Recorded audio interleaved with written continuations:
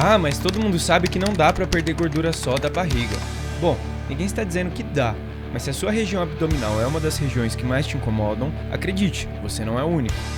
Eu sempre fui extremamente magro e passei por um período onde descuidei da minha alimentação e acabei engordando um pouco, vendo pontos que sempre foram extremamente secos acumularem gordura.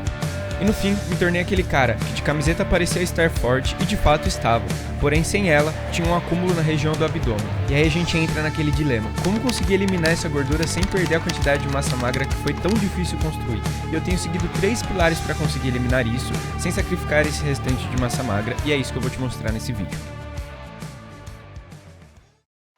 Se você é natural como eu, com certeza já rolou aquela dúvida, eu seco ou eu faço um bulking? Com certeza é um medo muito natural de você acabar engordando e perdendo definição durante um bulk, onde você busca massa magra, ou então de você perder toda essa massa magra que você conquistou durante um cutting, onde você busca a definição.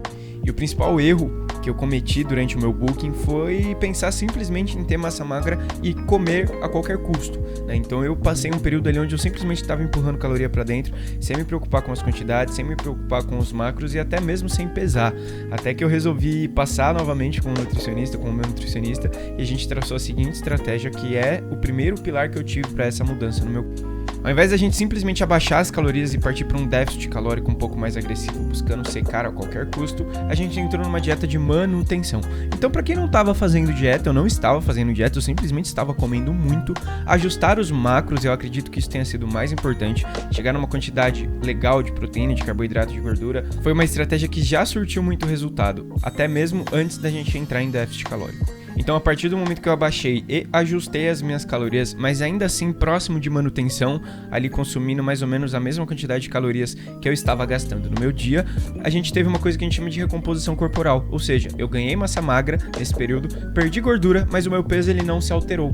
Então, se você tá nesse processo, cara, não precisa ficar desesperado se você não vê diferença na balança. Eu não vi diferença na balança e o meu físico mudou muito.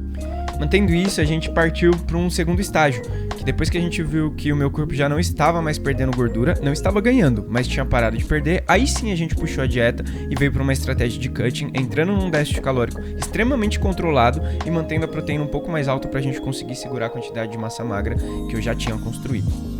E aí um ponto que é muito importante falar é que eu tenho geneticamente uma predisposição de acúmulo de gordura na região do abdômen. Então não adiantaria fazer um déficit extremamente agressivo que não iria secar essa região primeiro. Então a gente apostou num déficit pequeno, mas com um tempo de dieta um pouco mais longo. E isso fez com que a gente secasse as outras regiões e por último secasse a região do abdômen, ainda assim conseguindo manter a massa magra.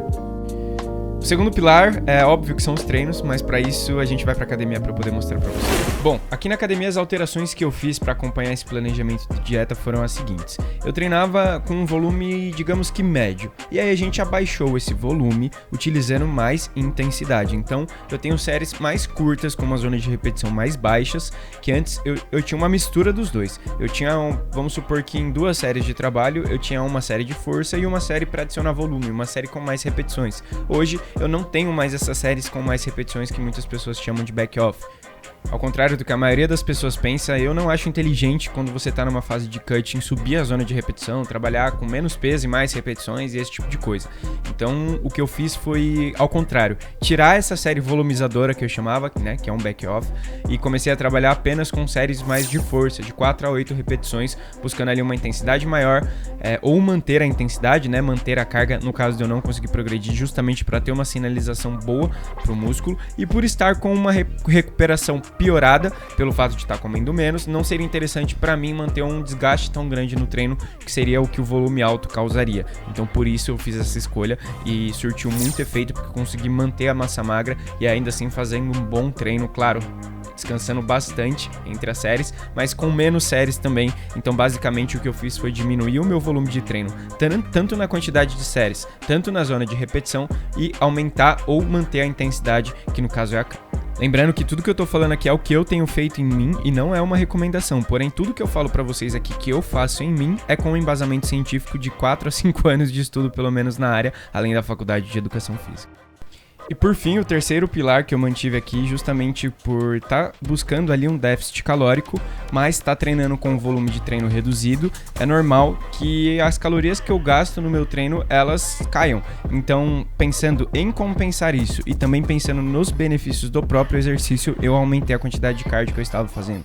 Antes eu fazia ali 3 a 4 vezes na semana e passei a fazer 30 minutos todos os dias. Essa junção, para mim, ela foi providencial para eu conseguir manter a quantidade de massa magra que eu tinha durante o período de cutting e conseguir eliminar essa gordura que me incomodava tanto da região do abdômen. E agora eu posso simplesmente voltar a fazer um bulking, dessa vez de uma maneira limpa, de uma maneira bem feita, para não ter esse acúmulo de gordura.